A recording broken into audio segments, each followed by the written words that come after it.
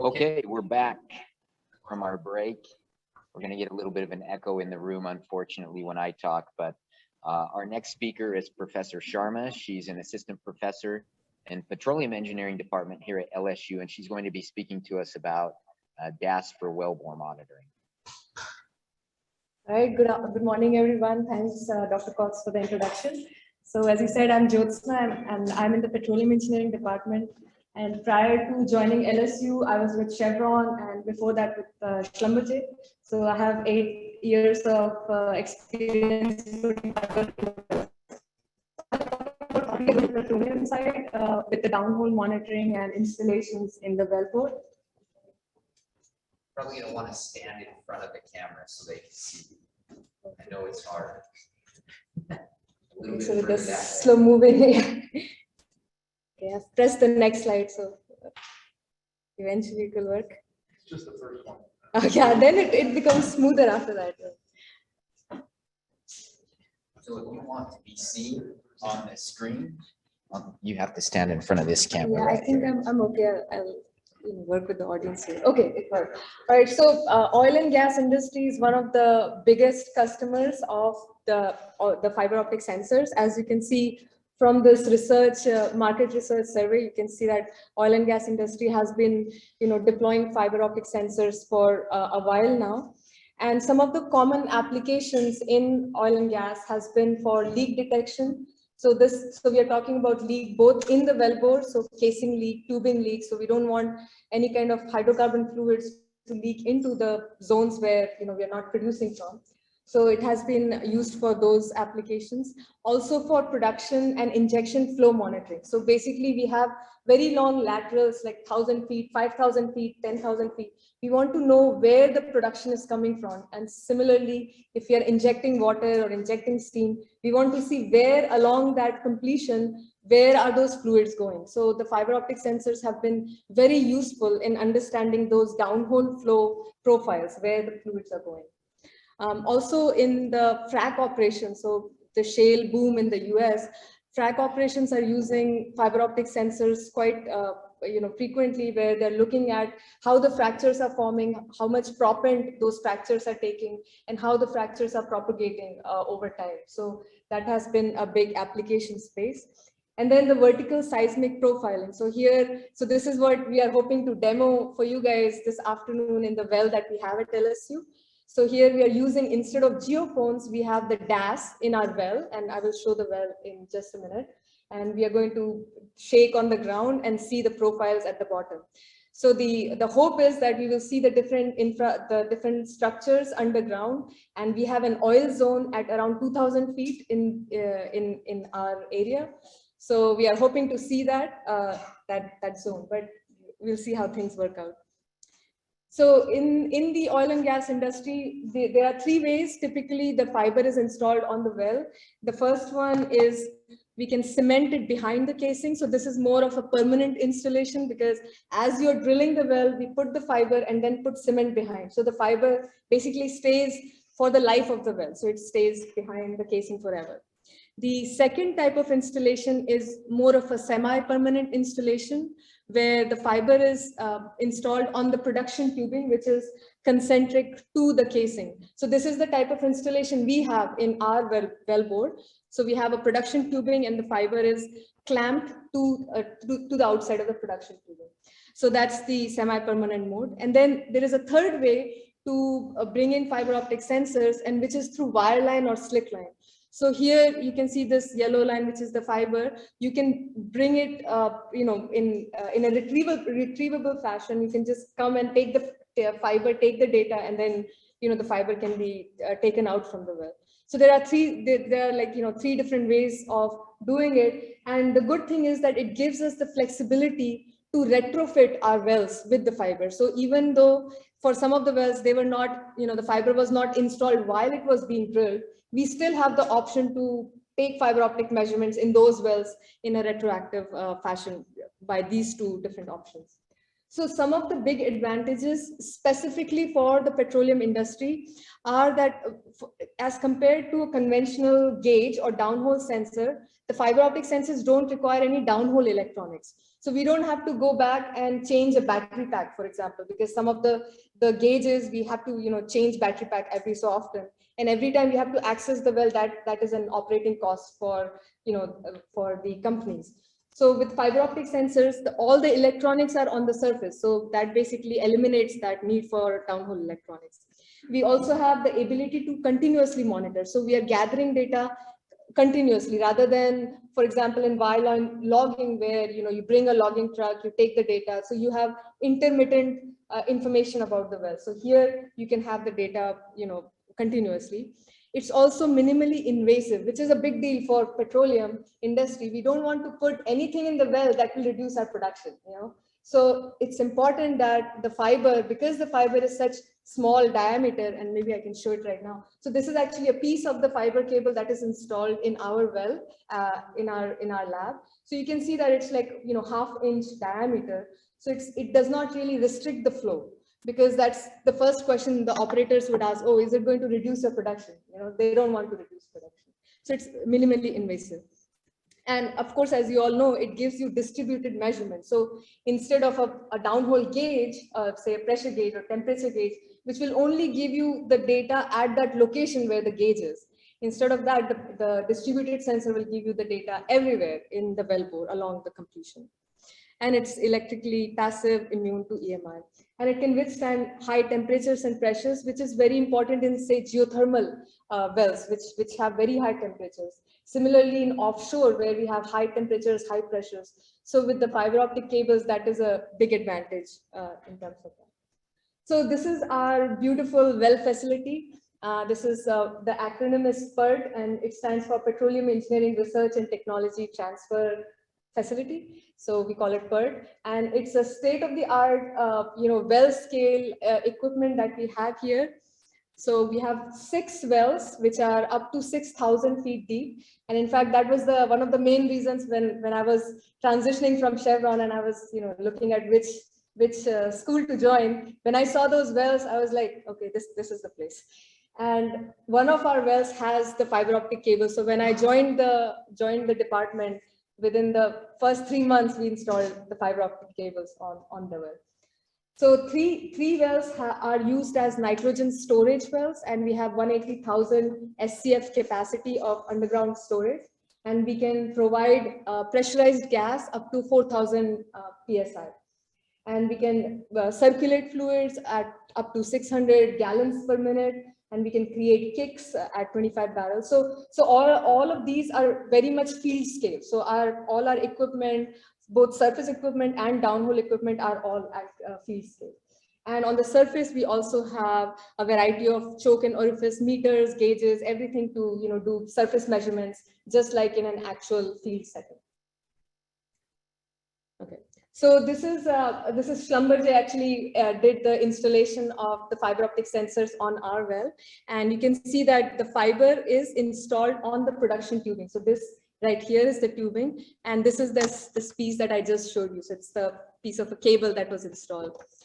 And we have both DAS and DTS. So in the schematic here, you can see that this is the fiber optic line. And then we also have 4 downhole pressure and temperature gauges. So the idea is that we try to compare what we get from the distributed measurements with the downhole gauges, which is the more conventional way of measuring in the oil and gas industry. So typically in a well, we will have downhole pressure and temperature. So what we are trying to show is, if instead of just the downhole gauges, if we also have distributed measurements, what more can we see, so that we can sell that idea to the oil companies that this is something of great value.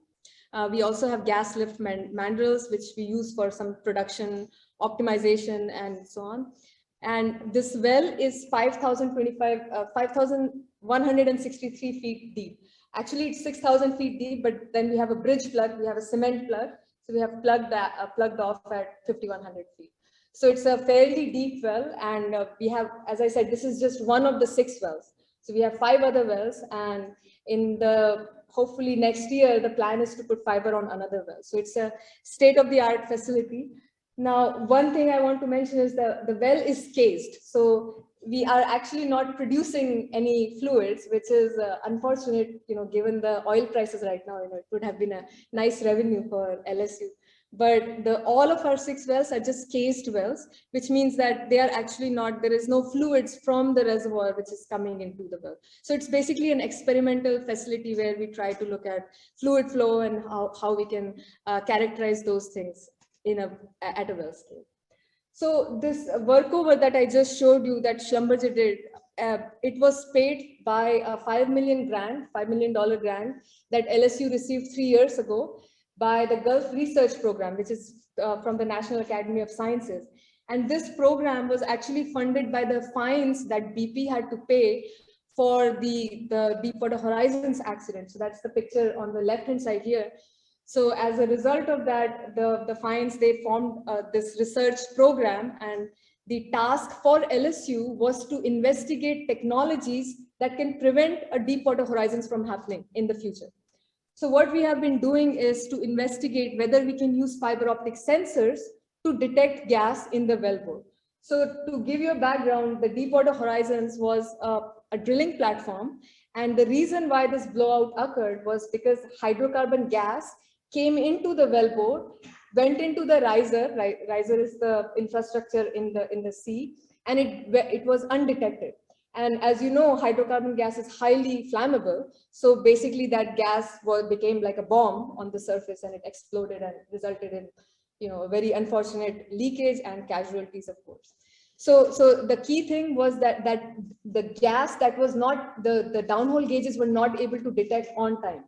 So the idea that the research that we are conducting is to look at, can we use fiber optic sensor to quickly detect and more accurately, both qualitatively and quantitatively detect that gas bubble, even the smallest gas bubble. So what we are proposing, so this is the riser that we call, which is above this BOP on the sea floor. So this is the sea floor. This is an offshore platform, and you have this large casing diameter. It's basically a pipe, very large diameter pipe, and our idea is to put fiber on that riser. Now, the good thing is that the well that we have at LSU is also larger than average diameter pipe. So it is 9 7/8 inches outer diameter, which is actually much bigger than an average well. So using that, that large OD basically mimics that riser where we have this large annular space. So what we do with our experiments is we inject gas. So right now it's nitrogen gas, but our next step is to use methane, which is actually what happens in the field. It's not nitrogen, but it's methane that caused that blowout accident. But right now we are using nitrogen, and we inject nitrogen and we create these artificial kicks. So the kick is basically what that gas, if it comes during drilling and causes that explosion, the oil field lingo is a kick. So we are creating these kicks artificially in our well, and the fiber which is on the tubing, we are using it to see how that kick migrates. And we are looking at the smallest kick, like how sensitive is the fiber to detect like a very small bubble, because you can imagine that a bubble creates very little vibration, right? Because the DAS is measuring the vibration on the fiber. And the other thing, if you can also notice here, is that this is a steel capillary. Because the fiber is in a very harsh environment, in a wellbore, we actually have to protect it from like corrosion and all kinds of abrasive fluids that we have in the well. So we must have like something like a steel capillary. Now, if you imagine that there is a gas bubble which is rising here, and the fiber is actually in the middle of this the capillary, the gas has to create enough vibration to be picked up by the sensor, right? And it's not a stagnant fluid either. So we are basically, while we are creating these gas kicks, we are circulating water. So right now we are circulating water, but the next step is to use mud, because in a real drilling scenario, it's actually drilling mud, which is very, it has 10% solids. So we have high solids content, and the solids create vibration too. So I'm explaining this to show that it's a very difficult problem to detect these small bubbles of gas with a fluid which has solids which is circulating. So you're trying to detect these tiny little signatures of gas bubbles. So these are the results from the experiments we have been doing for the last 3 years with Schlumberger. So this is an example of the DAS waterfall chart. So here you're looking at the gas injection. So we inject a slug of gas, and then so down the tubing, so down this inner pipe, we inject a slug, and then because the gas is buoyant, you need something to push it down because we need a kick at the bottom. So then we push the gas slug down with water all the way until it gets to the bottom of the tubing, and then we let the gas bubble up. So now we are simulating a scenario where the gas is entering the riser, and we want to detect it fast. Like as soon as it gets in the annulus, we want to detect it, even the smallest bubble, so that the people on the platform have enough time to evacuate, like or do well control, depending on the amount of gas. So you can see that very good sensitivity was observed in our experiment. So you can see that the gas, this is the migration of gas as it goes up. Now you can see that the gas, because initially the slug is more continuous, but as it goes up, as the pressure is low, it gets more dispersed. So the bubbles are very small, and you can see here that we are not really seeing the signature. So if I'm at 1,000 feet depth, I'm not really seeing the gas is too dispersed. It's not really, seeing the gas signature. But if we look at that in the low frequency DAS, so this is the DAS at less than 5 Hertz.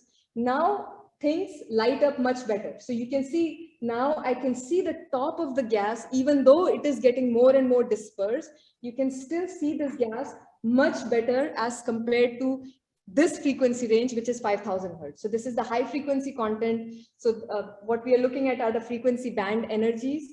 This first picture corresponds to 5,000 Hertz, 2 to 5,000 Hertz, and this one corresponds to 0 to 2 Hertz. So in the low frequency range, we were able to see the gas migration much better.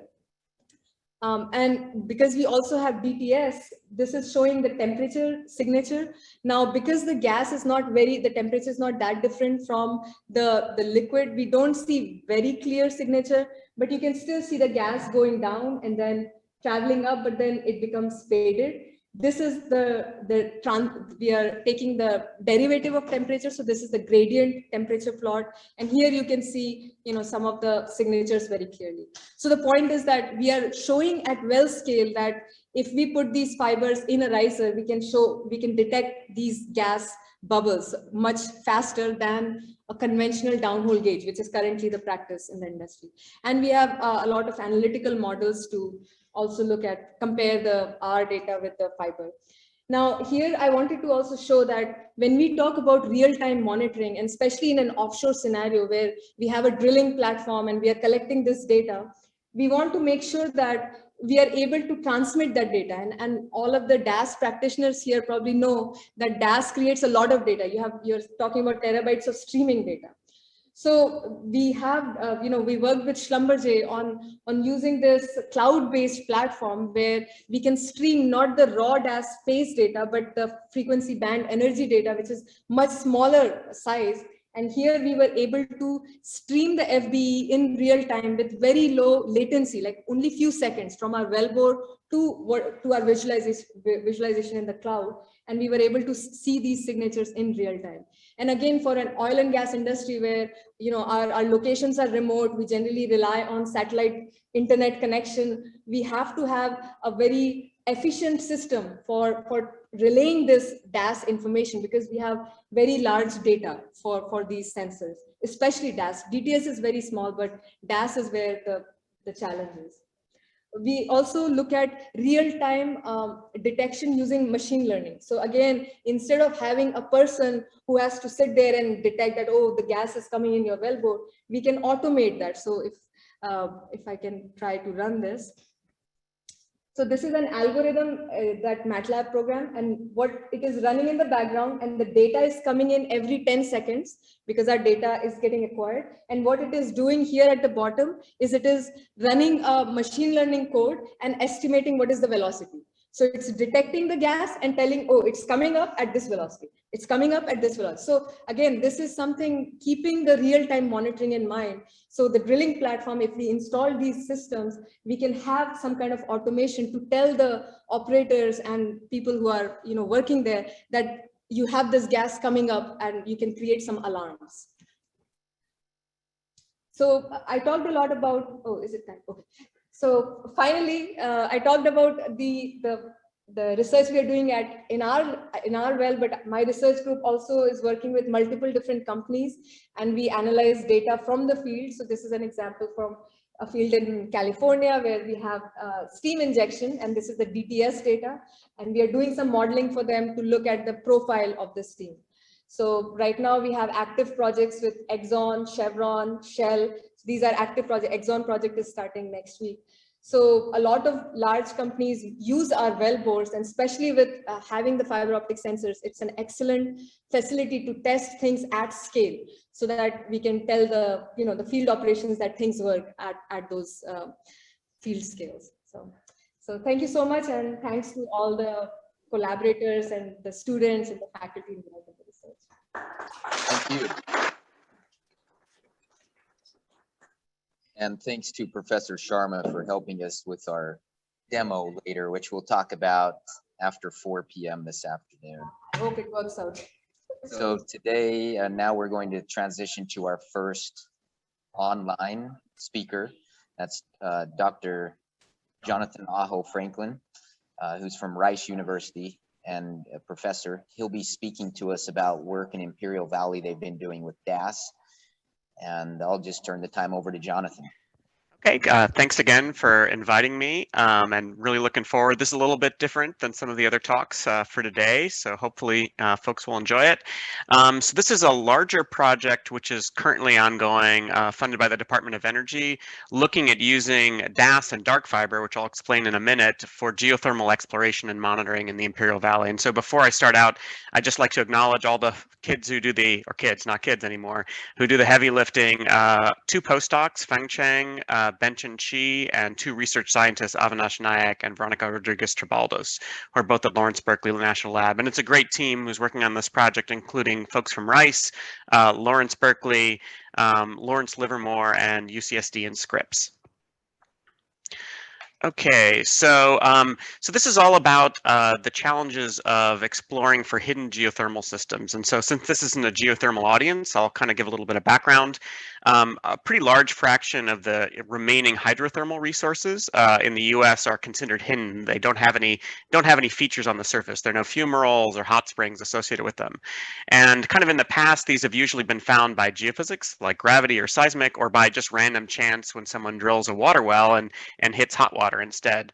But really one of the challenges in the remaining basins, which people are still doing exploration for geothermal, is their large spatial scale and the relatively high cost of acquiring really high resolution geophysical data sets you need to target for geothermal exploration. So, I mean, the kind of targets, I'm not going to go into too much detail on this, but they typically include seismic properties, which are indicative of preserved porosity. So you still have some pore space and permeability, and that plus higher temperatures, but at intermediate depths. And so typically people are looking for lower velocities and higher seismic attenuations, sometimes unusual Poisson's ratios or QP-QS ratios.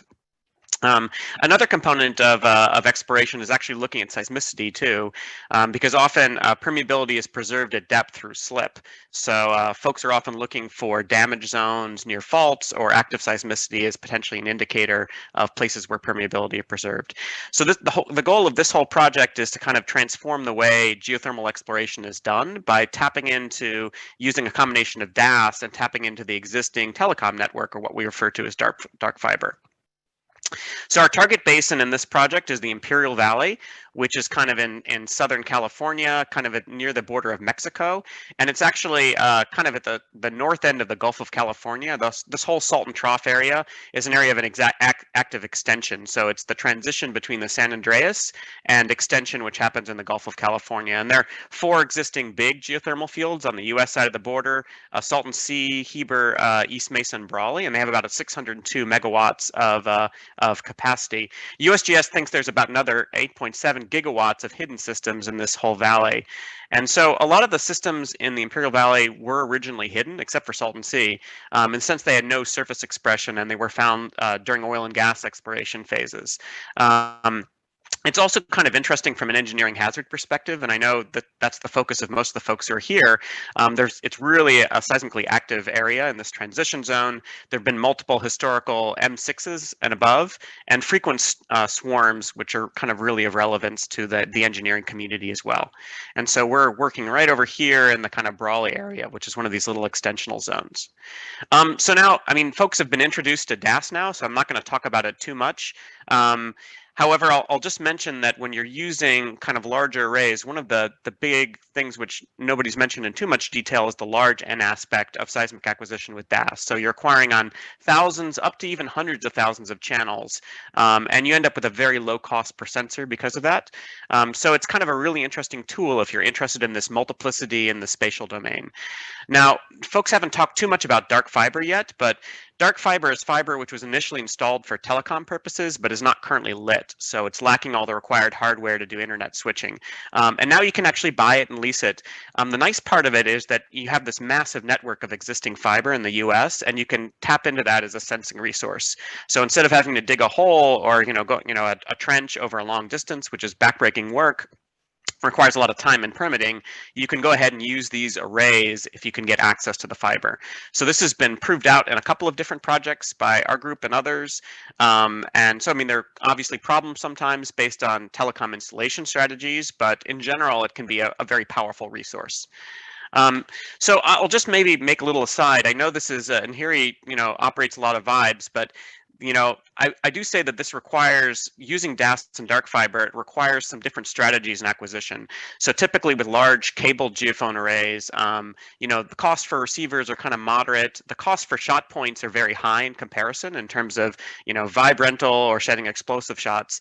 The combination of DAS and dark fiber creates this very, very low cost for each channel or gauge length because you're recording on, tens to hundreds of kilometers with this high density.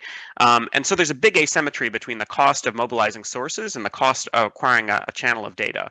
So kind of if you have to kind of think about, if receivers were effectively free and everywhere, but sources were still expensive, how would we change the way we collect seismic data? And from an exploration perspective, one of the ways of dealing with that is by making more use of the natural noise wave field and more use of earthquakes as sources. And then you can really take advantage of this continuous recording in a very large number of channels to do high resolution imaging. So again, we're going to go back to the Brawley field, which is where we're targeting. So that we figured at the beginning of this project that the best way to evaluate the utility of this technology combination was to find a previously hidden resource and then see how well we can kind of target the features associated with it and potentially monitor it. The Brawley field was kind of in the central Imperial Valley. It was discovered by Unical in the 70s and developed by Cal Edison. Initially, a deep, hot, fractured reservoir was developed, but they ended up having to abandon it because of the huge amount of dissolved solids in the system. It scaled up their entire production. It actually has a very high level of precious metals and rare earths and things like that dissolved in this waste stream. Now they're looking at going ahead and extracting those types of elements from the larger fields up in the Salton Sea, particularly lithium. In any case, Ormat redeveloped a shallower reservoir, which is based on matrix permeability rather than fractures. Maybe a little bit later in the early noughts. And that's likely fed by the deeper, by the combination of faults and deeper fracture systems. So this is a hidden system, so there's no surface expression. It was originally drilled on a gravity high, actually, because they were looking for oil and gas in the basin, and with heat flow anomalies, they later characterized. So this site provides a really good test of DAS and dark fiber for this hidden system exploration process and characterizing and monitoring an existing system. It's also kind of interesting just from a tectonics perspective, because we're in this transition, again, between the San Andreas and the Imperial Valley fault system, both of which are strike slip, and we've got extension in this zone called the Brawley seismic zone. So it's got some interesting features. So after some negotiation, we were able to secure a dark fiber profile, which runs from Calipatri up here down to El Centro and then farther out to Plaster City. And this profile allows us to acquire both distributed fiber optic sensing data, both DAS and DTS in the future, across this really big swath of the basin.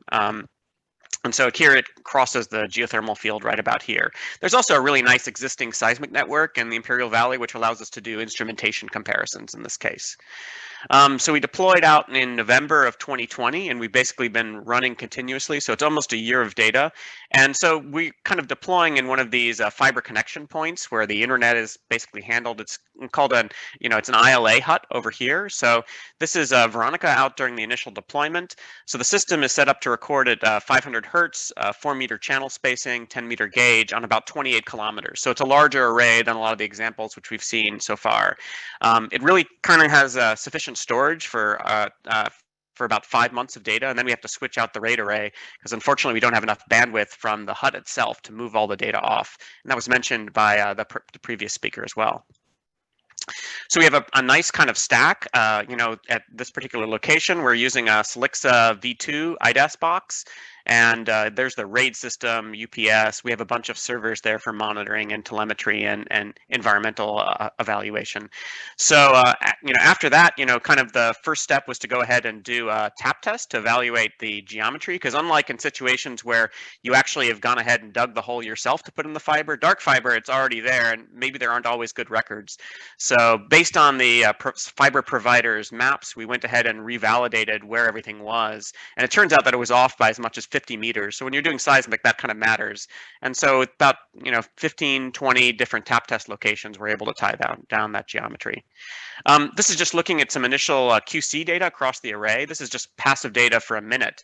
And you can see that there's a lot of interesting stuff, anthropogenic noise going on. These are mostly cars, which you can see in the diagonal stripes. There are a couple of very large persistent noise sources, which turn out to be resonances of an overpass, which generate surface waves, which are visible kilometers away. Generally increasing noise as you go farther in this direction, farther south in the array.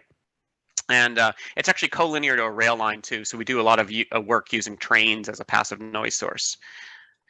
So this is an example of just some of the noise spectrums acquired off the array. These are 3 different sections, one in the north near Calipatria, one in the center in a quieter section near the geothermal field, and one in the south kind of near Brawley, the town. You can see that very clear anthropogenic noise trends in the kind of 2 to 20 hertz range, which is diurnal in pattern. There's a weekend effect here. You can see this is when it gets a little bit quieter on the weekend.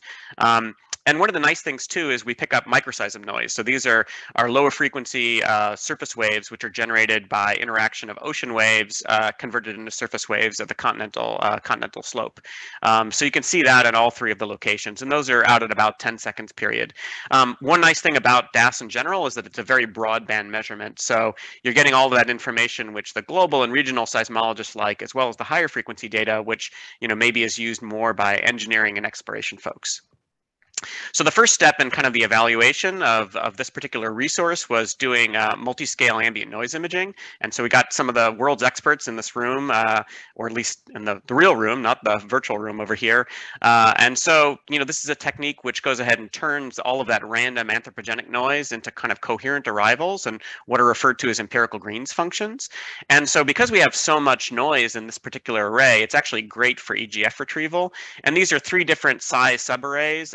The retrieved empirical Green's functions and dispersion plots. So going from a higher frequency band of 0.5 to 10 hertz down to a very low frequency, which is 0.2 to 3.5 hertz, which allows us to see over longer distances. And so you can take super gathers from these larger subarrays from DAS and go ahead and invert them for shear wave velocity as a function of depth. So this is a VS profile for the intermediate scale array down to about 1.5 kilometers, which makes use of this very low frequency we're able to pick up with DAS. So we have some preliminary results for that too. This is, if you string together those 1D inversions, you're able to go ahead and do a decent job of looking at zones of low velocity across the array. And we picked up 2 which were significant, one near the Brawley field and one close to the transition between the Brawley seismic zone and the Imperial Valley fault. For the inversions, we're using both the fundamental and the first and second overtones when we can pick them. So we're now going and doing a bit of work on kind of integrating a couple of extra array lengths, including a very shallow one, which will be useful for things like VS30 and near surface velocity estimates. And there's a lot of wells drilled in the area, so we're kind of trying to validate it against, logging data and earthquake tomography, which I'll show in a second. There, as I mentioned before, there's a lot of natural seismicity in the Imperial Valley, which we're trying to use as part of the imaging process. In the first 4 months of deployment along the array, there were something like 3,600 measured events in the regional network. You can see, it's really beautiful looking at earthquake data with these types of extents. This is a 25-kilometer section of the array, and here we're looking at a 2.6 near the Salton Sea, and this is a smaller event which is near WMD Westmoreland here, and you can see them with respect to our array over here. One of the interesting things about it too is you can see a lot of later phases, which would be hard to evaluate if you only had a single broadband. So there's the P, this is the S, but we also see things like the free surface multiples, the SS and the SSS, in addition to some big scattered events, which I'll talk about a little bit later. So right now we're going ahead and using this abundant seismicity and the large density of the DAS array to go ahead and do kind of more classical earthquake tomography. Oh, just before I get into that, we also are trying to evaluate magnitude estimation using this array. And this is just showing me there are a couple of areas which produce a lot of events near our array. One is the Ocotillo cluster down here, which is kind of to our southwest, and the other is the Salton Sea field itself. And we found even at these kind of intermediate distances, we're able to push the detection thresholds down to kind of like in the mid M1 range. And this is just showing a bunch of events from the Ocotillo field ranging from 3.7 down to 2.6, which had similar mechanisms. And you can see signal and noise gets a little bit worse, but we're able to see relatively small events, even without beam forming and a lot of kind of exciting stacking. So the first kind of step of the earth and really analyzing these earthquakes for velocity information is doing body wave tomography. And this is work which Avinash Nayak is doing right now. So we're combining all of the events which are in the regional catalog, which you can see over on the left, with the events which we picked up on DAS over this shorter time period. And really 69 events, which have been picked so far, which is about 19,000 P-wave picks and 45,000 S-wave picks. And so we're combining it with the regional data here. So one of the really nice things is you've got this high resolution and good S-wave sensitivity with DAS, depending on the azimuth. The challenge is that the P-wave arrivals are a little bit noisy, but we're not going to talk about that in detail right now. So this is the first cut of doing the P and S-wave tomography using the DAS data. This is done using TomoDD. You can see here, this is the velocity variation, and we're lining it up with the low velocity zones, which were picked from the surface wave tomography, which lines up with this transition zone over here. So right now, this is a very large kind of coarse model, which is a 5-kilometer grid, for the whole, area. I mean, quite a large extent around Imperial Valley. And now we're kind of zooming in for doing high resolution tomography, which will allow us to take better advantage of the array itself. The last thing, which I'll talk about a little bit, is the coherent scattering, which were observed. Many of these local events have super strong reflected or scattered phases which come after them. And that's usually really hard to pick up and identify when you're looking at single channel broadband data. And so this is an example of this 2.5 near Westmoreland, and you can see these two scattered phases over here. So now we're doing a bit of work going ahead and isolating those scattered phases and using migration algorithms to go ahead and localize them in space. So you can go ahead and window it out in time. You can use things like Kirchhoff migration. You can stack a large number of events to try to build a 3D model. Unfortunately, we do have this azimuthal bias because most of the seismicity happens to our west and not the east. But even with just 28 events, if you go ahead and isolate all those pieces out and migrate them, we can get a feeling for a large kind of dipping feature with a high impedance, which is kind of over near this transition zone again. So there's still a bit of uncertainty in terms of dip and azimuth with this particular feature because we're still refining the velocity models, but it could be a subvertical fault, which has kind of been proposed to be right underneath the Brawley field. So we're kind of still working on this, but it's going to be when we have the updated VS model, the high resolution one, we should have a lot better idea. So putting some pieces together, to date, we've kind of progressed and we've done a lot of ambient noise imaging using this dark fiber DAS array, earthquake tomography, and migration of scattered arrivals. And we're starting to kind of converge on a model where there's definitely a low velocity zone, which is kind of just to the south of the field itself, in addition to a large high impedance feature. And we're kind of trying to interpret these now in terms of the regional tectonics and figure out whether or not they're really relevant to kind of understanding the Brawley field itself. Picked up a lot of earthquakes. You know, the acquisition is still continuing. We're up to about a year, but we just deployed 3 broadband stations to augment the network, and retrieved the last 5 months of data pretty recently. And now later in the fall, we're going to do a nodal deployment to look at things like node to DAS cross correlation to get a better coverage for our ambient noise imaging. From an infrastructure perspective, you know, we're also looking at these very near surface velocities and try to use them to understand strong ground motion. We have had a couple of large events over the course of the deployment, up to about magnitude 5, I think 5.3 or 5.4 earlier in June. So I think that'll be an interesting angle to pursue in the future too. So thanks a lot for listening, and hopefully it gives you a flavor for a little bit different type of research. This project was funded by the Geothermal Technology Office at DOE. Zayo provided fiber, and Silixa was our collaborator on DAS infrastructure. And again, it's a great team which is working on this, and I just have to acknowledge all the postdocs and research scientists who've put their hearts into it. So thanks a lot. Thank you, Jonathan. Thank you. We really appreciate you taking the time, and that was a great presentation. We're going to move on now. Our next speaker is Vincent Lanty from Phoebus.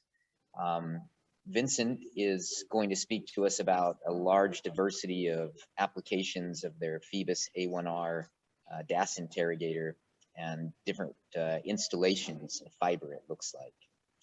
So I'm going to turn the time over to Vincent.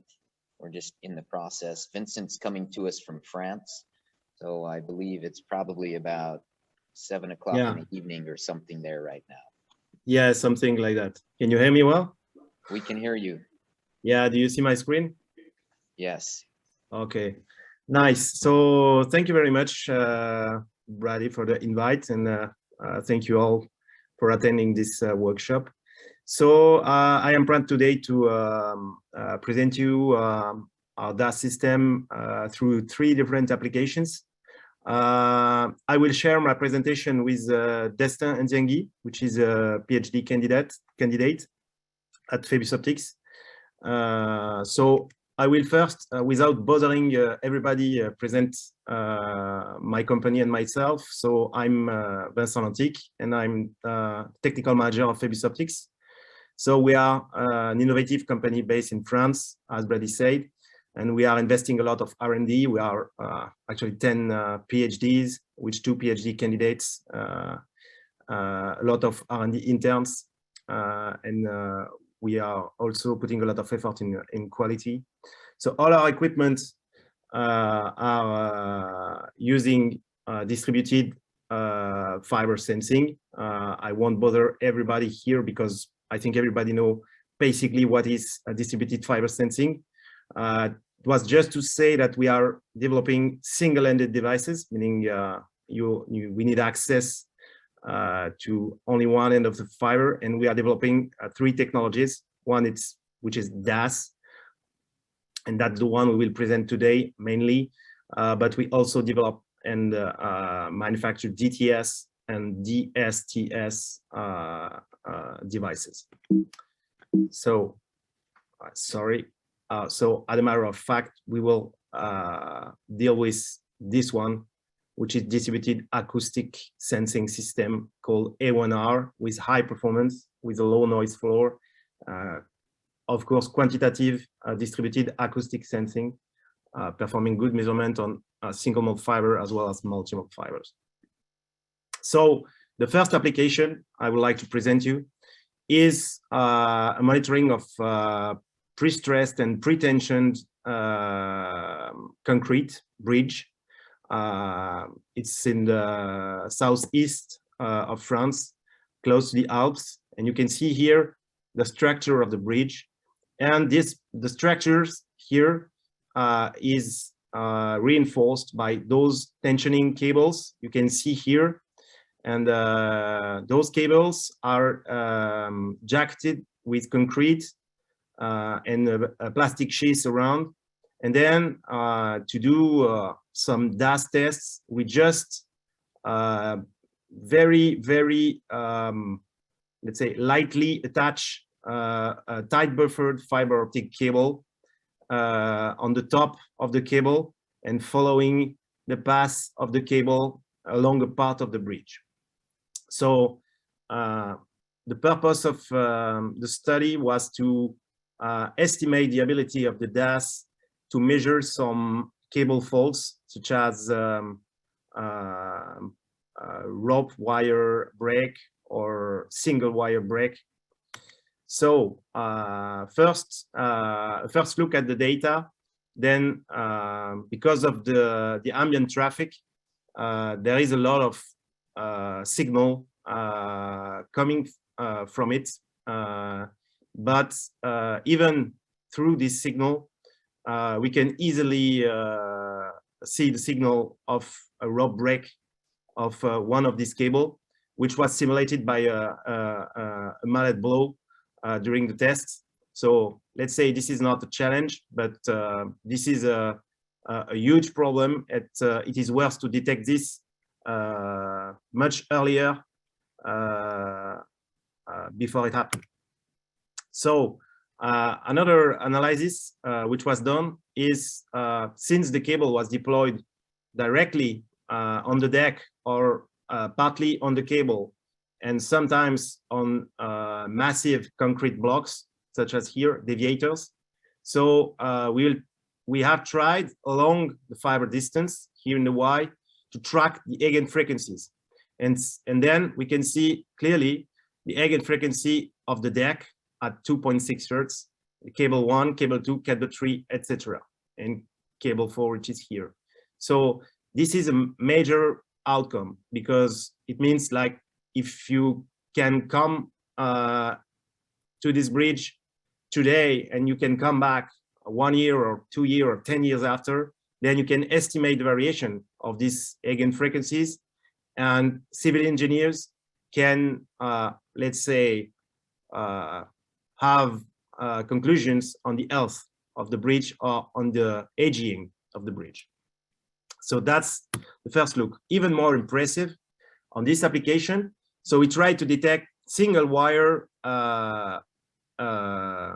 break detection. So the energy of this kind of wire was simulated on the cable, on the real bridge, with the traffic. It was simulated by this elastic here, which is the one you use for cooking or something like this. So it's very small, and we gave 3 taps at 3 different locations on the cables, and we succeed to detect it with the DAS with an adapted, let's say, data processing. It was just a bare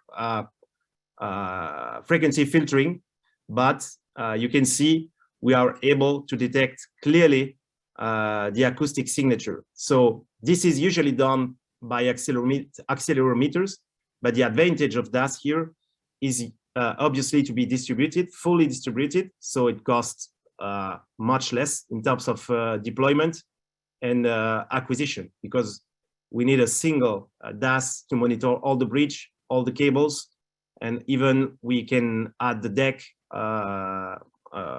along the fiber path. So the second application I would like to present you is seismic acquisition. So you have seen much earlier today. So, but this is quite an original application because it has been performed on an inter-array cable, so electrical power cable, actually. And it was an opportunistic measurement because seismic guns were deployed along this inter-array cable, and for a classic seismic. And so we take this opportunity to do DAS acquisition all along the 40-kilometer cable during 15 days. And so we acquired about 60 terabytes of data. So here you can see, you can have a look on the data. So this is the data acquired on the inter-array cable. This is directly what you can see on the DAS screen. So you can have this this level of definition with a gauge length of 15 meter, a bandwidth of about 500 hertz, and a channel spacing of 4 meters. So this is typically a display you can do with thresholding. So you can see details. You can see the first arrival, and here you can see even more details with a very nice quality for a cable which is not made for actually, and it is not even buried. It's just laying on the seabed. So now there is ongoing research on this. Okay, there is ongoing research about processing of the data from the edges, meaning the dynamic part of the cable which is in suspension between the platform and the seabed. So you can see here a nice and clear signal in the bottom right of the slide, and this is to be analyzed for purpose of cable integrity monitoring. So now I will leave the microphone, let's say, to Destin. It will present you an application of ice cover monitoring. Okay, so do you hear me? Yes. Okay. I can. So hi, my name is Destin Zinghi. I'm a PhD candidate between Phoebus Optics and Easter Laboratory, and I'm going to present another kind of DAS application in the glaciers context. To set up the context, I'll say the underlying idea of this experiment is that seismic methods with conventional sensors can be used to monitor ice properties like thickness and stiffness. In fact, the ice layer acts like a waveguide, and geophone placed over it can measure the related guided waves, especially the non-dispersive longitudinal waves and the dispersive flexural waves. And we can use these wave propagation properties to infer mechanical properties of the ice layer. So the objective of the study is to see if the DAS and optical fibers can reproduce the same type of results. And then to do so, 2 experiments were conducted during 2 winter seasons in Chamonix, France, where we deployed the fiber above a frozen lake mountain at 2,000-meter altitude. The first year, the fiber was buried in the snow, and the second year, it was deployed with a drone on early ice. But for the scope of this presentation, I will just focus on the more recent experiment. So next. Okay, so those are typical signals that we could see. At the left, we have a profile along the wall fiber during 150 seconds. The y-axis is the distance along the fiber, and the x-axis is the time. So the first homogeneous section corresponds to the world cable, and the following section is the fiber in open here, high deformation amplitude, and between 330 meters and so on, the fiber was over the frozen lake. So inside the lake, we can mainly see the propagation of low-frequency gravity waves and some hammer blows characterized here as straight line. At the right, I just made a zoom of one hammer blow where we can see the 2 modes of propagation described here, so the flexural wave and the longitudinal waves.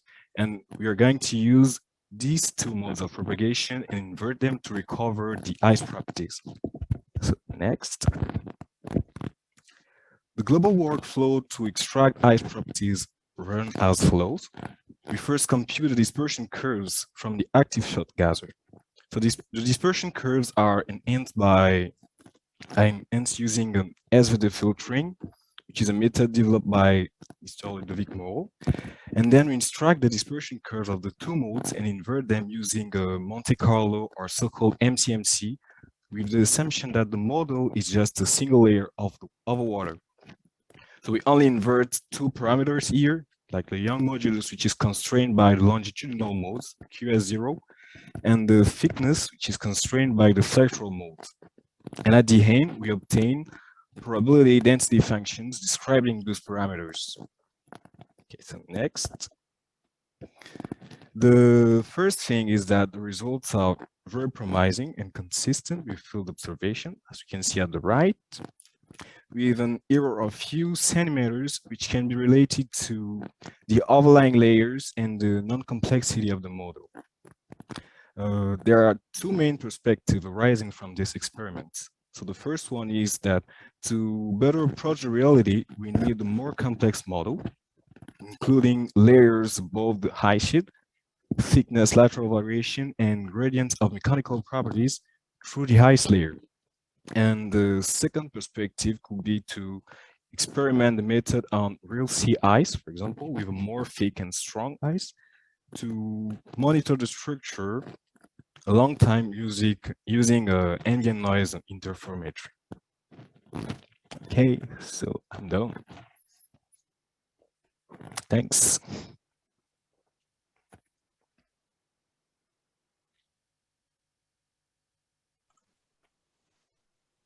Okay, I believe that's the end of the presentation from Phoebus. Thank you for speaking to us. We really appreciate your time, especially joining us. Sorry, I was thanking you at the end, but I was mute. Sorry for that. No problem. So thank you, Brady, for giving us the opportunity to present. Thanks again. Thank you for all of your help, Vincent.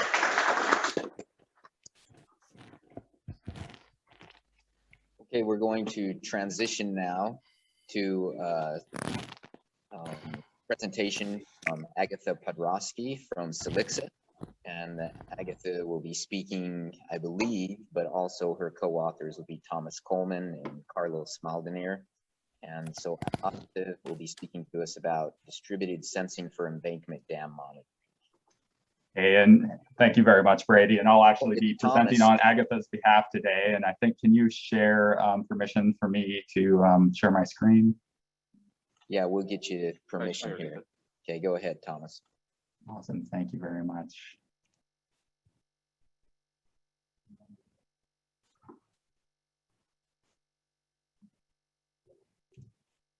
Well, thank you for inviting us today to present. So my name is Thomas Coleman, and I'm joining from Missoula, Montana. And I'll be presenting today on some applications of using fiber optic distributed sensing data for embankment dam monitoring. So we cannot see your presentation yet, Thomas. Okay, let me see what's going on here.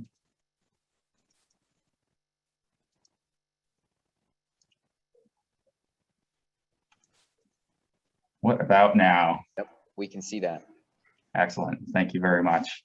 So yes, I'll be presenting on embankment dam monitoring. So Silixa, I mean, the focus of this this series of presentations is on infrastructure monitoring. We work in a variety of sectors, but in infrastructure, we do a lot of work on geotechnical structures, including dams, but also process monitoring, petrochemical facilities, for example, and data centers. But yeah, today we'll be focusing on some applications for in dams and specifically in embankment dams. So if we look at some of the causes of failure in embankment dams, it ranges from everything from earthquake instability to faulty construction, failures of the slope or gates, some of the infrastructure at the dam. But the most prevalent cause of failure is from seepage or piping. And so some of the key performance or surveillance parameters we might want to look for are monitoring the seepage flow directly, and then monitoring maybe the movement at the surface or internal movement in the structure, identifying erosion internally, so you can catch this erosion before it might cause a more catastrophic failure, or monitoring some of the seismicity at the site or in the dam. So distributed sensing is pretty well suited to monitoring some of these surveillance parameters. So at Silixa, I mean, we have a range of distributed sensors that we can apply. Many folks in this audience are quite familiar with what we offer in distributed sensing in general. So we can use the backscatter light to measure strain, acoustics, or temperature, using most commonly standard telecom type optical fibers. But for distributed acoustic sensing, we can apply some specialty engineered enhanced scattering fiber associated with our Coherent sensing system to further improve the noise floor performance for acoustic monitoring. So how do we actually collect data in the dam? You first have to install the fiber optic cable. So here's some example deployments from projects we're working on. So we can install cable during construction, direct buried. So actually the bottom photo here, this is a project that's ongoing right now. We'll be running for the next several years, where we're installing fiber optic cable continually as the dam is actually being built. So this is probably the most ideal way to get complete coverage to the structure, because you have complete flexibility with cable installation. But we also work on retrofits. So here's an embankment tailings dam on the top left, where we're installing cable, in this case at the crest of the dam, looking primarily for strain and acoustic monitoring, and where this dam will actually get taller through time. So bearing that it's currently the crest, but at some point in the future, this will be sort of mid-dam. So we can use direct bury cables here. And then another technique is more commonly used in retrofit installations, is where we actually install cables in boreholes. So we've done this for many different structures, where most commonly we'll strap the cable to standpipes or inclinometer casing and have many boreholes throughout the dam structure for monitoring. So that's how we actually get cable into the structure to monitor. And we've done this for many years with our partner Hydro Research. So at this point in time, we have over 100 deployed monitoring systems, the majority in the Scandinavian countries, but some of our largest installations currently ongoing are in Canada and Australia, for some very significant scale structures.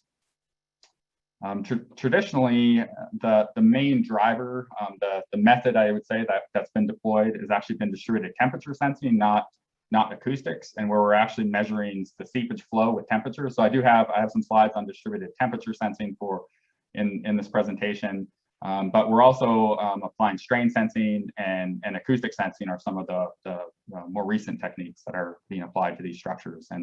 And with obvious methods for strain, of looking for settlement, or looking for subsidence and deformation for settlement, or early detection before dam breach, and then acoustic sensing for sort of larger imaging of the structure. So not just measuring locally against the cable, but actually looking at tomography or imaging, seismic imaging.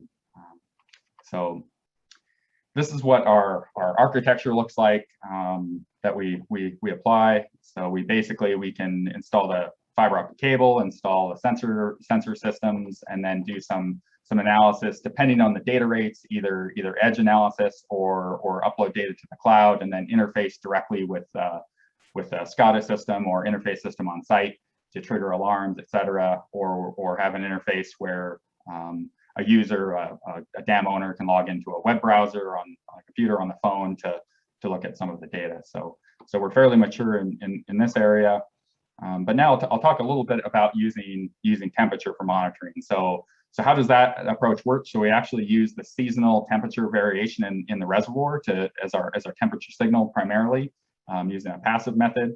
And then we install cable either upstream or downstream of the core to look for integrity across the core, and then further downstream, in the filter or different locations along the toe, typically for new construction. And as this audience is well aware, if we do this, we get very extensive monitoring throughout the structure, and with no buried electronics, so it's all passive cable that can have a very long lifespan. So with temperature monitoring, it's sort of there's a handful of parameters here that involve what the detection limit for seepage flow, what's the magnitude of the input signal, and what's the thermal properties of the material, and how far away we are in the seepage rates. But we can broadly detect very low flows down to 100th of a liter per second per meter, because we're measuring spatially and distributed sensing along a cable. So here's just an image of what the temperature signal might look like. So here's the simulation of showing erosion through the core, causing enhanced seepage,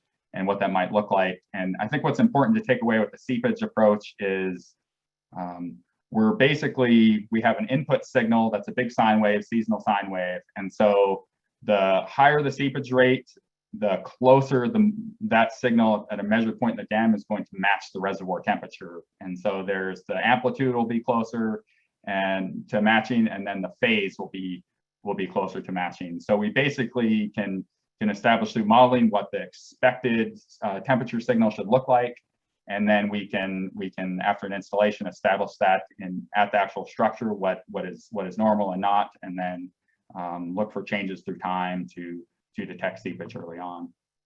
And so in visualization, we can plot temperature or seepage sort of on these structures to give the operator a view of what their dam looks like. And here's just some more views of looking at temperature or seepage flow at certain sections or points in the dam.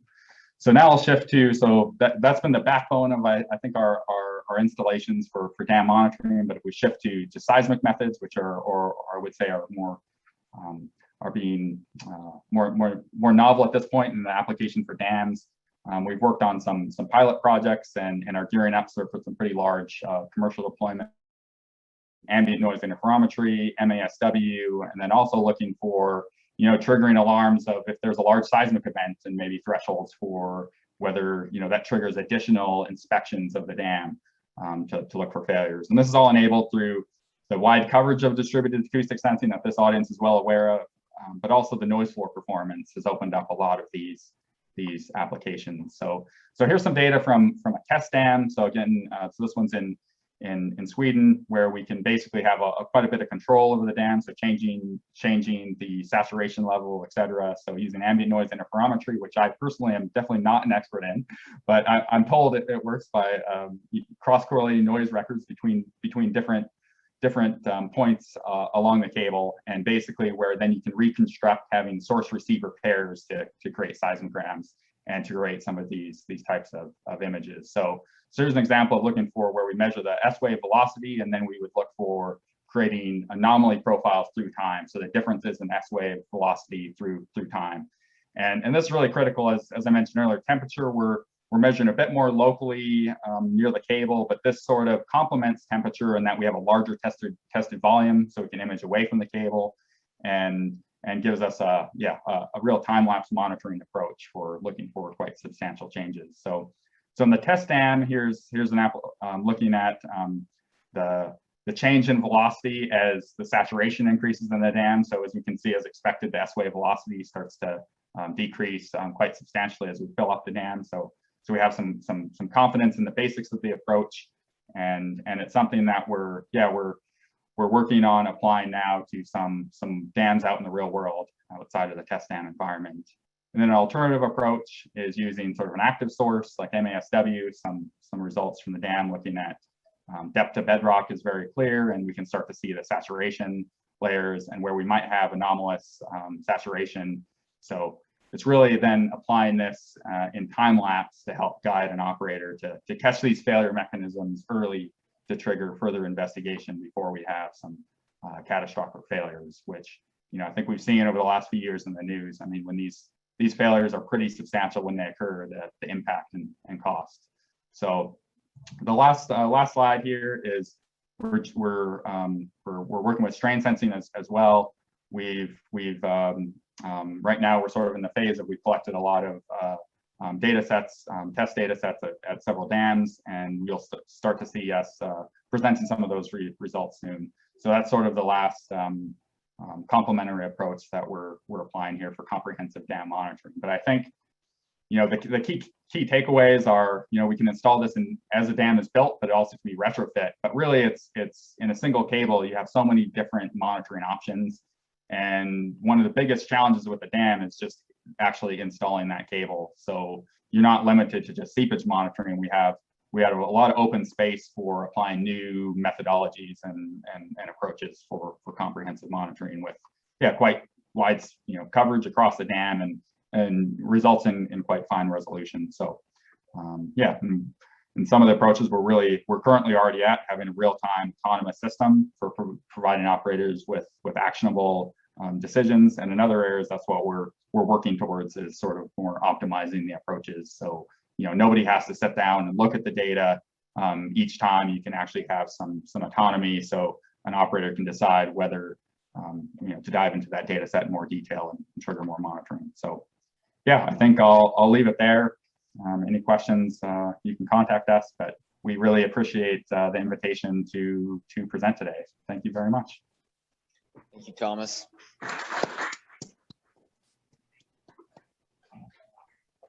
We really appreciate you taking the time to do this, Thomas. Thank you. We haven't had a lot of time for questions from the speakers because we packed the schedule so tightly, and we are running a little bit behind, but everyone is willing to answer questions. I encourage you to reach out to the speakers. They can all easily be found. And Thomas would certainly be willing to answer questions, I know for sure. So thank you, Thomas. Thanks, Brady. Our next speaker is going to be Todd Bown. Todd, how do you say your last name? Like Bown. town or down, so down, yeah. Todd Bown. Todd is from Optic. Todd's going to be speaking us today about monitoring of earth structures. And Todd will be our last speaker before the lunch break. So just, we're running slightly behind schedule, but we have plenty of time in the lunch break. So we'll make sure we give Todd his time here to talk to us about an interesting topic.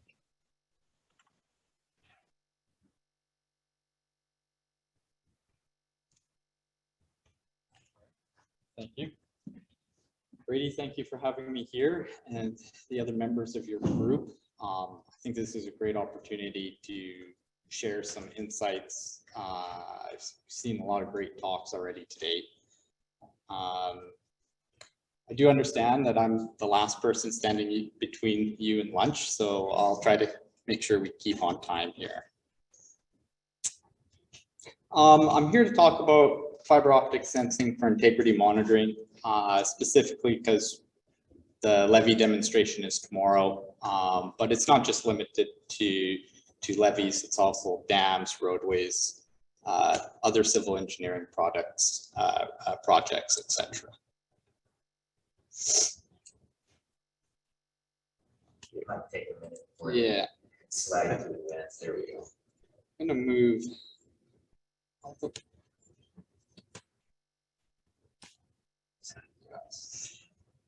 You know, and I kind of actually glad I put this slide in here. It kind of maybe defines the picture of why we're actually all here gathered today. Some of the barriers and constraints that we see as society and as a group we're trying to solve. We can see that, you know, a levee is a really good example of some of the challenges that we do see. The changing local geology along the levee systems itself. You know, I think 97% of the levees out there are earth embankments, and it's just using the local material that's available. So there are variations along the length of it itself. There's infrequent wetting, whether it's a rainstorm or high water events. And of course, there's also external factors such as earthquakes or, God forbid, maybe a ship accident of some sort.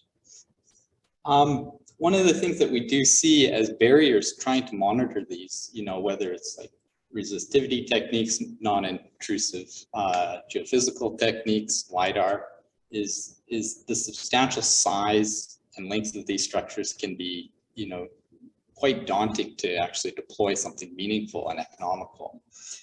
Often, and again, the case with levees, there's no financial connection or source of revenue to maintain the operations and maintenance. So whatever is deployed has to be thin, lean, and nimble. Sometimes like dams and power plants can have a source of revenue, but there's a lot of infrastructure out there that doesn't as well. And, you know, diagnostics, it has to be affordable and it has to be frequent to be effective as a proactive solution. Many people covered this already today. We're here to just talk about, you know, what encompasses fiber optic sensing, right? It's an interrogator unit of some sort doing something with the light. It's the fiber optics, that is the sensor itself, and it's the cable packaging around it. And those three elements really control what you're sensing and how you're going to interpret the data. Obviously, with distributed fiber optic sensing technologies, there's some really good, strong advantages that overcome some of the barriers that we just talked about. You know, it's a system that's always on, it's always collecting data across space and time. They've been shown to be very reliable in the industry. You know, they're not falling over, such as some of the geophone stations out there when weather events come through. They're built for life of asset. So it seems like a really good fit for some of these applications. We did ask ourselves a couple of years ago, you know, what can we do more for slope instability monitoring, water loading, and soil characterizations? We tried to think, can we go beyond DAS? We know we're sensing strain at its heart. but it's an entanglement of measurements. How do we start separating that out, right? And so we asked ourselves a question, you know, and put the challenge to us. Can we separate strain, temperature, and acoustic responses from a single system? Put out a few requirements saying that, you know, we have to be able to detect small changes, definitely for the acoustic side, it has to be rapid rate. And even for the strain side, you know, having a trace every hour or so, maybe it's not sufficient enough to see a particular water loading event. And then we also said that these have to have very ultra low frequency characteristics to it, right? We want to be able to track the static strain and the temperature. And of course, with DAS, you get the high spatial sampling inherently with it.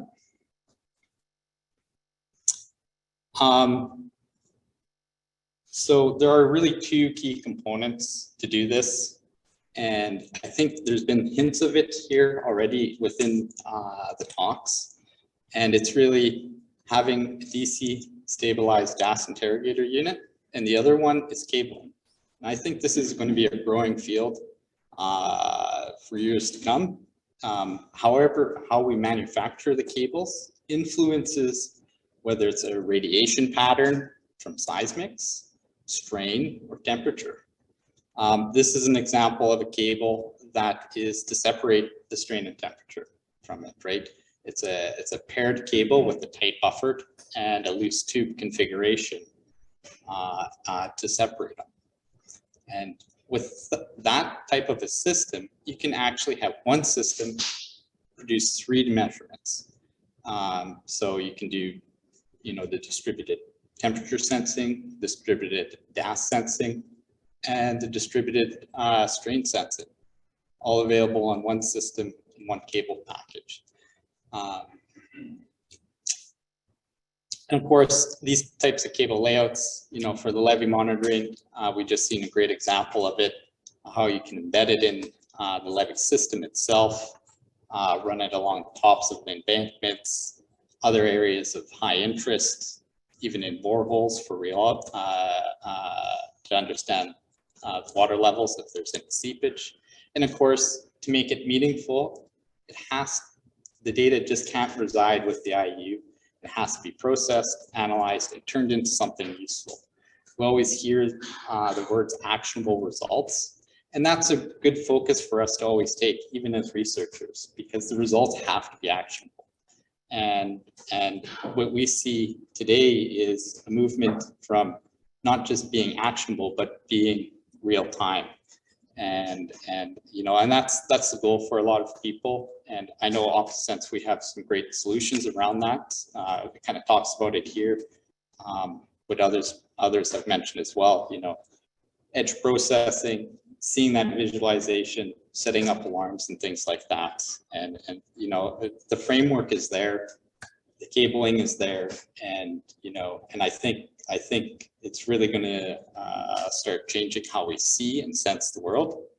And just even as a teaser, you know, there's other things that you can do for cable manufacturing to detect all sorts of things. You know, you start thinking about how do I transmit maybe a magnetic field onto the fiber, right? That's one example.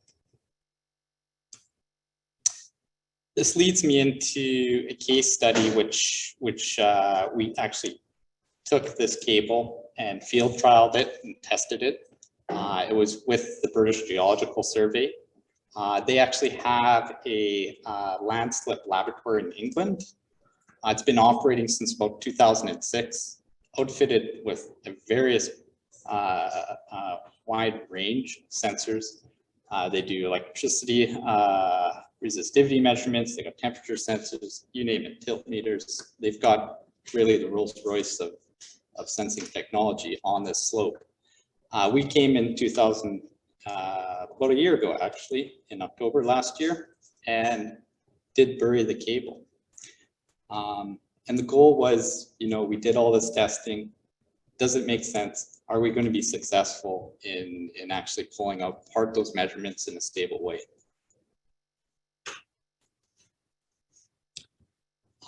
Most of the line was a regular tight buffer cable, right? So it's going to have that entanglement of temperature, strain.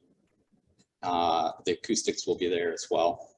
In the center, where I show in the red circle on the map, that's where that double fibered cable was positioned.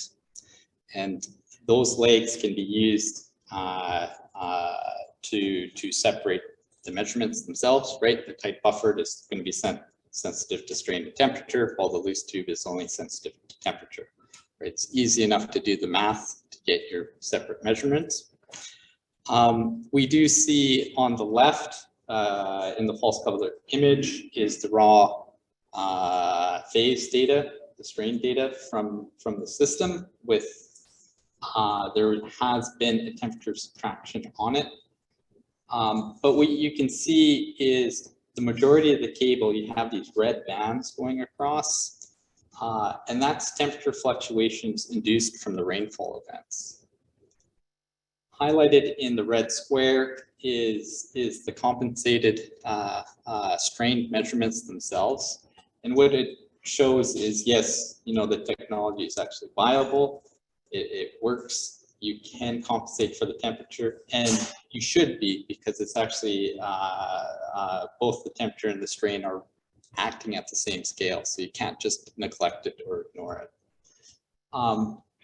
It's quite interesting, even though you do see little spots or blips on this false color image, those are all little signals there. So, you know, whenever you zoom in, there's actually information there.